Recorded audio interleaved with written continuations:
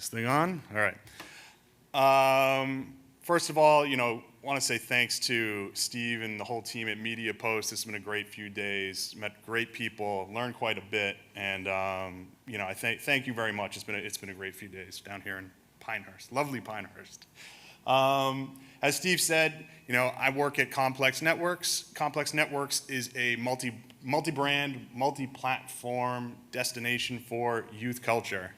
Our brands are Complex. We focus on hip-hop culture, sneakers, music, style, streetwear. We have First We Feast, that's our food channel. We have Pigeons and Planes, it's a music discovery platform.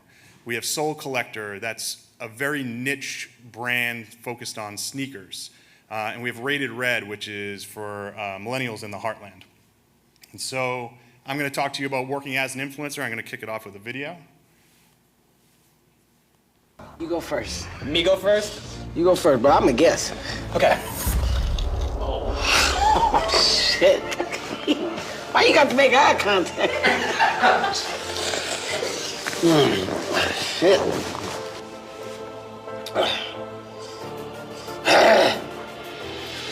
Right. So as we've talked about already, you train like an athlete. Oh, shit. Lots of miles on those hustle hearts. No. I see you on Snapchat, your trainer, screaming at you every day. What vanity muscles would you say you're most proud of? Is it the pecs? Is it the biceps? In my physical prime, they were my traps. I had better traps than Brock Lesnar. What are you most proud of on you?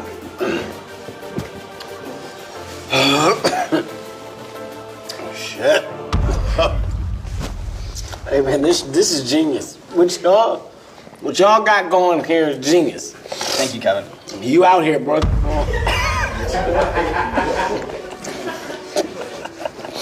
You out here, ain't it? I'm drunk. I'm drunk. I'm drunk. Something ain't right. Something is off, brother. Something is off right now. My teeth and shit all hot. Oh, shit. Wow.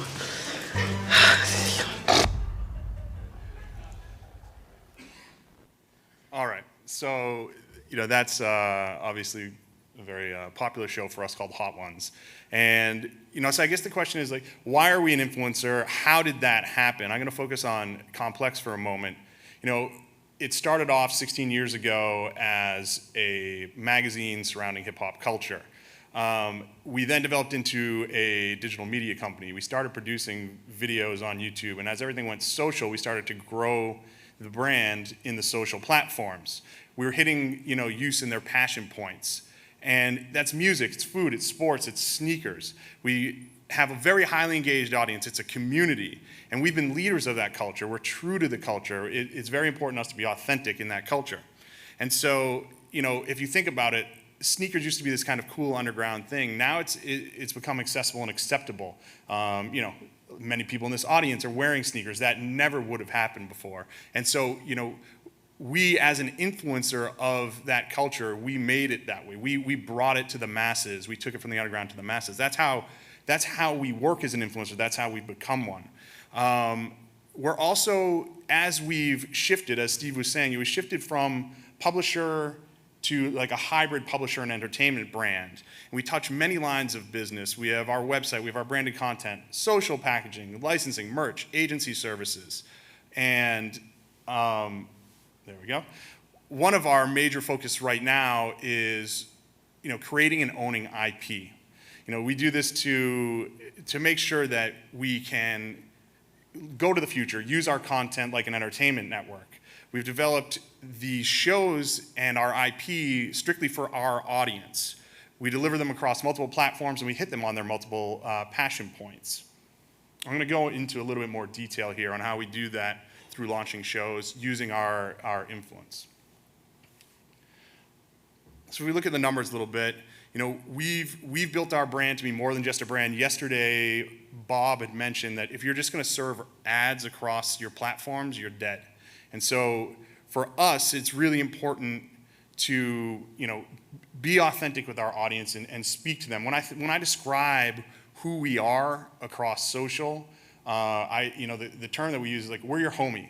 And what I mean by that is that we are creating content and sharing content that you would do with your friends. That's authentic. That's how our community, reacts. They don't want to be force-fed content. They want to feel like everyone involved in this is a part of it. And so because of that, we are able to do so in such a manner where we're creating our own content, and that content is endemic to what we do. And so, because we touch many different points of business and we've created this massive reach across all these platforms, we have the ability to meet various needs. If someone comes to us and they want scale, they want reach, which is, and I agree with what the woman from Refinery 29 was saying, like, reach is no longer the thing, but sometimes clients want to come to you for that. We can send you across our Facebook platform and our network, and we can do it efficiently. If we want to test out what a young audience is focused on, we'll go to our Snapchat Discover channel. That skews on the younger side of our demo, and we can test out, we can learn, we can see what's trending, and we can apply that in other platforms. Again, this is like we're working as an influencer. We have all these outputs where we can influence people and in turn inform our business. If you look at what we do on YouTube, we do 20 weekly and daily shows a week. And from there we can syndicate that content to other platforms. We create full episodes, we can cut them down, we can take moments, we can use the talent on them. Everything is part of our IP. We own it and we distribute it. And so, again, I'm leaning in on the shows here, and so I think what I want to do is talk about how we launch these shows and we use our power as an influencer to launch them. And so we program them like an entertainment network. And what I mean by that is we're not sitting here, trying to do a YouTube show and hoping it works. We're looking at it from kind of a new era, right? It's not appointment viewing anymore, at least for our audience. They're an on-demand culture. And so what we're trying to do is give them something that they can rely on, that they can talk about. And that's really important to us. That's really important to them. That's their generation. That's how they operate. And so, that is our version of a network. We are creating things on a very consistent schedule. Shows will come out same time every week, but then they can consume it as they want. They can get lost in that rabbit hole of YouTube or wherever the platform is that we're serving it up. And so I want to talk a little bit about our shows. It hits all our passion points. And so, music is at the core of what Complex is all about. And so we have the #1 hip hop show. It's a 4-day-a-week show on our YouTube channel. It's called Everyday Struggle. And it's kind of like an ESPN hot takes of hip hop and culture. And then we have Hot Ones, which you guys just saw a clip from, and that runs on our First We Feast channel. First We Feast covers passion points of youths. It's those communities that lie within food. It's pizza, burgers, hot sauce, and then we are the sneaker influencer on the web. Like there's no doubt about it. And so we own that category, and because of that, we have a hit show from like the sneaker expert in Joe LaPuma called Sneaker Shopping, and he takes that core niche audience where they may talk about very specific, expensive sneakers, but he'll open it up to a mass audience where it has more of an appeal. There may be a top talent on there that people are interested in, and it kind of transforms. So we keep true to form, but we're able to expand a little bit there. We also have, we have Out of Bounds. It's a new show that we're doing for sports, and we have Good Looking Out, which is focused on entrepreneur culture, and so we're always building. And one show I want to talk about in particular is a show we just launched called Open Late with Peter Rosenberg. Let's see. There we go. And so I guess the question is, why Open Late? Right? Why did we decide on this show? What is Open Late? Why? And so the format of the show is, it's our version of a late night show. And it matches Peter Rosenberg, who's a well-known voice on New York radio. He does work for ESPN, does work for WWE. And we match him with a panel of experts. It's a weekly show. They talk about what's happening that week in music culture. Then we also have him do an interview with celebrities, and that, again, it merges everything that our culture is about. They want to hear what's happening, but they also want to be, engaged with top current celebrities. So, we knew that music was good for us. We had everyday struggle. All the data that we look at shows that music is very important to our audience.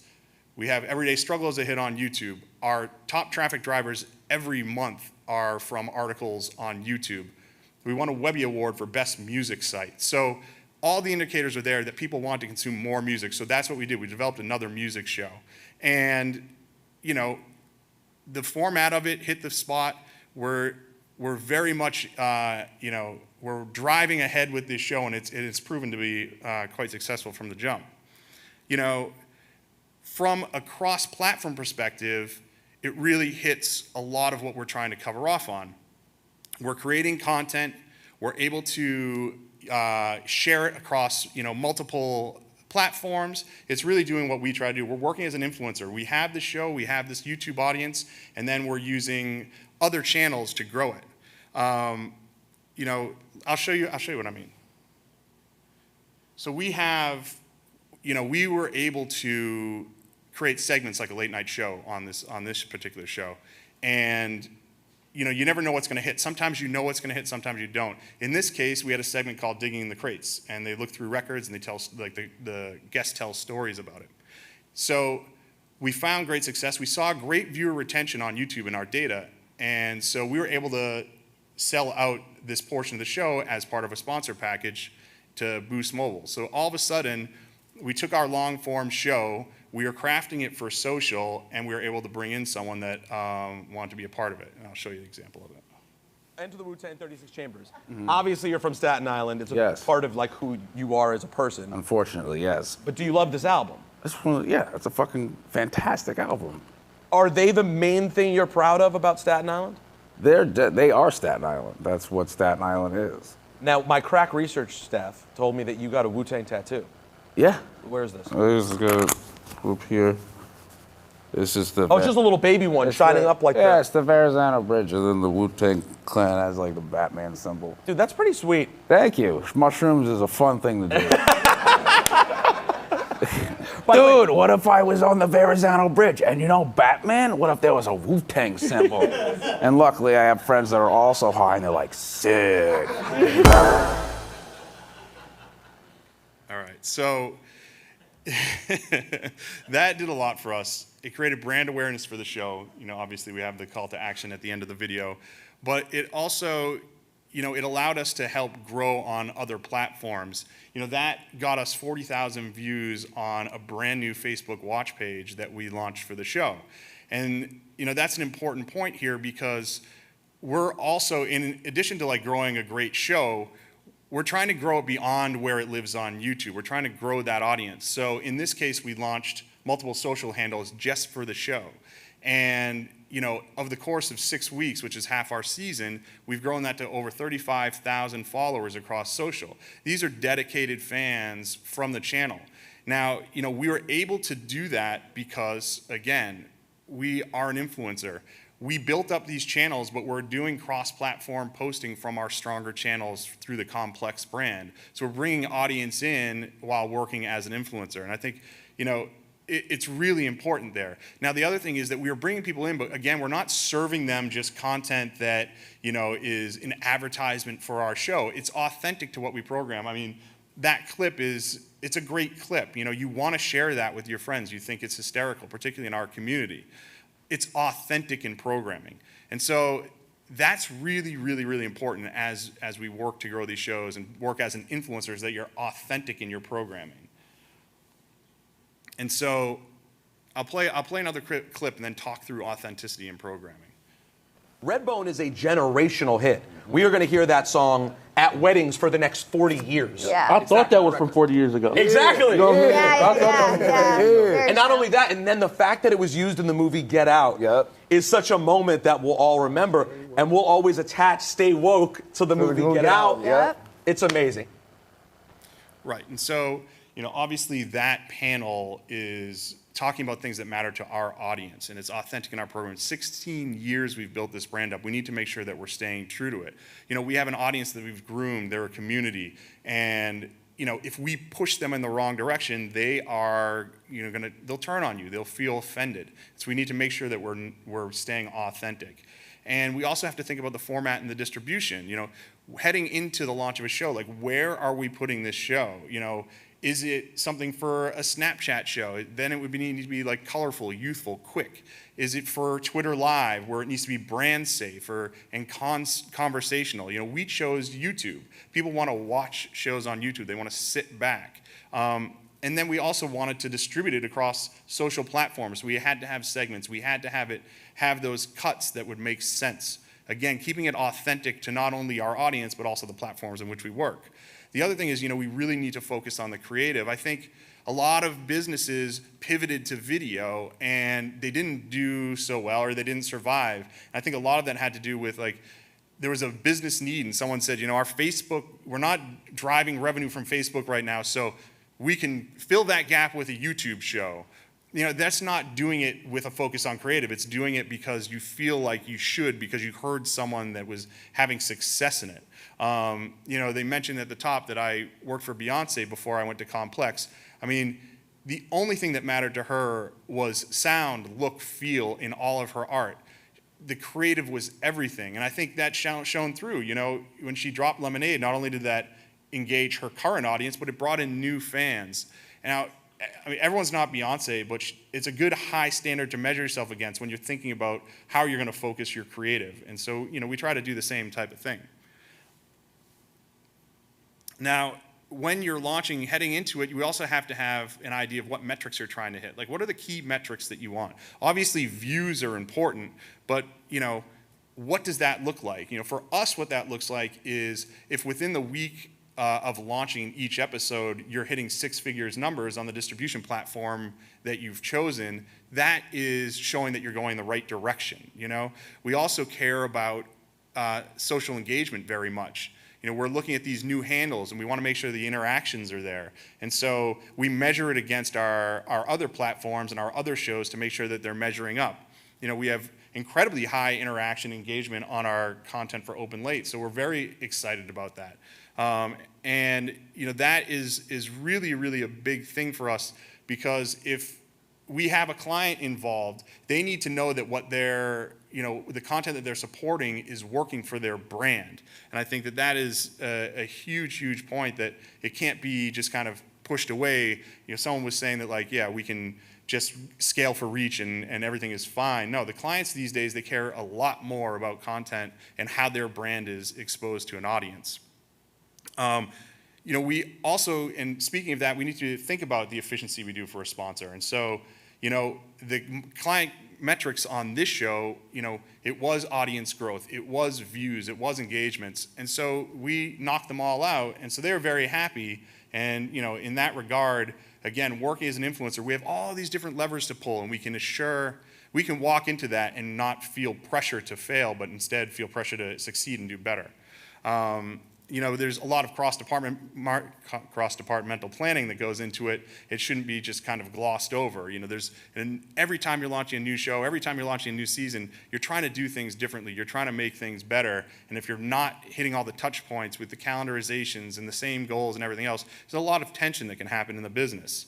And then you also want to be testing new areas to grow your audience. You have an opportunity to broaden reach with each product that you do. Sometimes it comes from within the show, you stumble on it. In this case, we have our DJ and producer on the show, Arab Music. We knew he had a strong following, but we didn't realize that our audience liked him so much. But we saw all of this positive sentiment throughout the first few weeks of the show, and so we decided that we were going to lean in on that. We gave him his own segment, and I'll show you a little clip of him, but I think what's most important to note is that, this is from the Complex Open Late Twitter handle. We had 785 retweets on this video clip. That's 3 times what we normally get on Complex's main Twitter, which is a highly engaged audience, very conversational audience. So to be able to pull that off, through the power of our influence and understanding what our audience wants was really something we were excited about.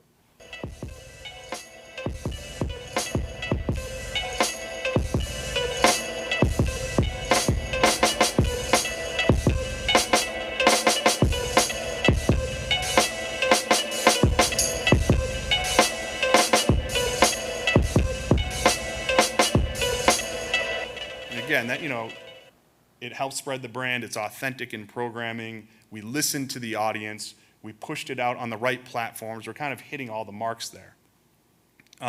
Another thing that we did when it came to testing new grounds for audiences is we took it a step further with Arab. And with he's an artist, and so we decided, like, why don't we try to go into Spotify? Let's try to engage that audience. We're an influencer on Spotify. We have lots of followers on Spotify. Let's let Arab contribute to that. Let's bring the brand awareness of Open Late to Spotify. Not necessarily a platform we use all that often when it comes to helping promote our shows. So this was a really good example of us being able to, look at new areas to grow the audience using our leverage as an influencer to do so.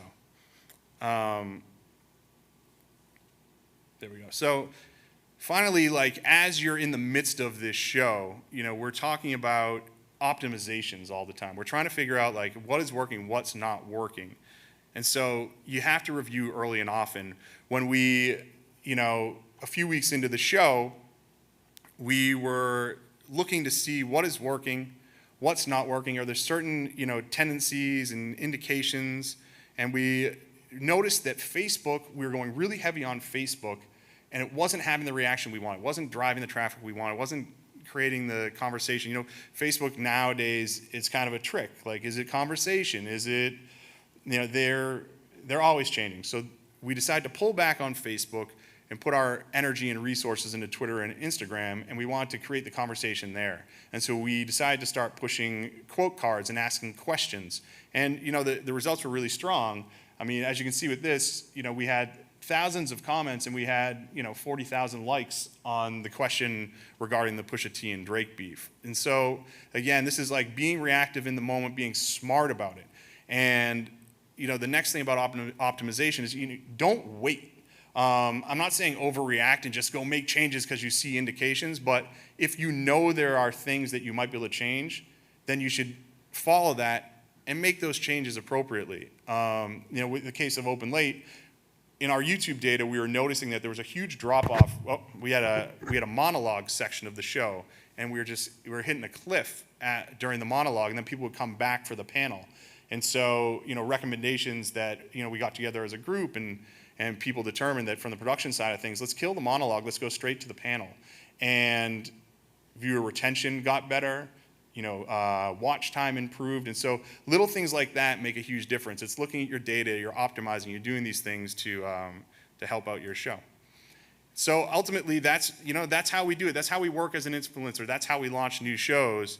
Open Late with Peter Rosenberg is every Thursday at 10 o'clock on Complex's YouTube channel.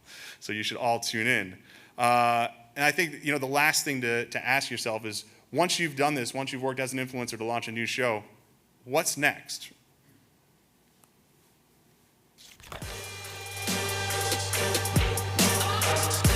Could not do this without your energy, filling up a major block. It's 1.5 miles. It's as big as the country, and it inspires us. Believe in your proposition, believe in your point of view, and believe in your convictions. What separates you? Because what separates you is going to be what keeps you here. You don't have to like it, but you don't have to respect the thought of it. Brands that are most successful are the ones that have the best story to tell, and people seem to just pick that up intrinsically. They just know. Excellence is relative because it's not about being the most expensive or having the nicest. It's about doing the most you can with what you got.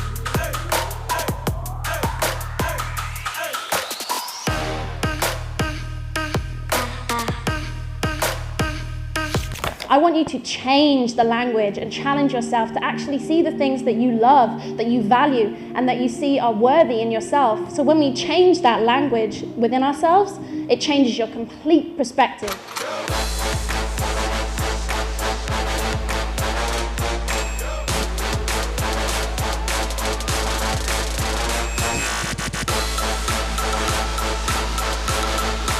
This is literally the internet. All right, so that is our next step into in real life, experiential with our audience. That's ComplexCon. It's a 2-day event in Long Beach. We have 50,000 people in real life attending this thing. It's a concert, it's a trade show. We do our shows there, we do panels there.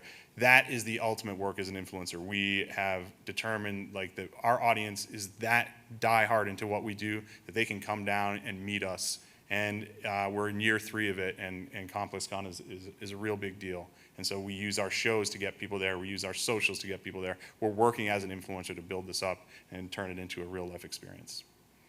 That's what I got. Dan, thanks, great. That's great, thank you. Yeah. Any questions for Dan? I'm always curious about building a video audience digitally, because that's been like probably the biggest hurdle for almost all, especially magazine brands, that were never identified with video. But tell me what success looks like in terms of where and when people are accessing the full show.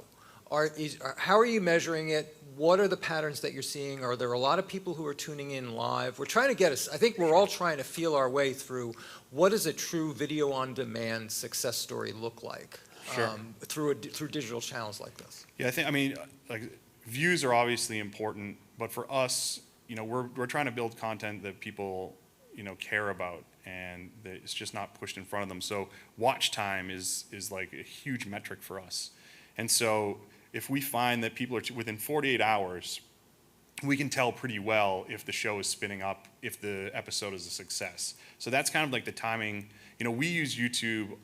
YouTube has the largest audience for video consumption when you're trying to do shows. And so we use YouTube as, that's kind of like the first place we put a show. That's how we measure if it's successful. If people are watching, if the watch time is solid on it, we know we have something going on there. You know. And you're seeing that, and the trough is sort of an inverse bell curve. I mean, it sort of goes like this. Correct. Yeah, and it's, you know, over the course, like, you know, the majority, we get long tail views from videos every month, but you know, you see that huge spike in that first week.